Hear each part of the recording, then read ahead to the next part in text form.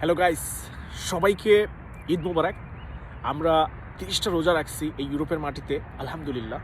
সেটার জন্য শুকরিয়া জ্ঞাপন করি। আল্লাহ আমাদের সকলের গুনাহ খাতা মাফ করে দেখ। এবং এই যে আমরা একটা মাস সিয়াম সাধনা করলাম, এই আমরা সেমাই সিন্নি যত ধরনের ভালো খাবার আছে সেগুলো খেলাম, তারপরে কি আবার সেই খারাপ কাজগুলো করা শুরু করব? নো।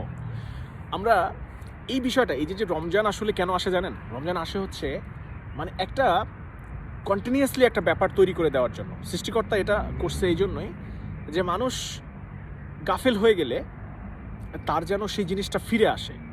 আপনি যখন একটা মানুষের সাথে কথা বলবেন, তখন তো আপনার হ্যাবিটে পরিণত হবে।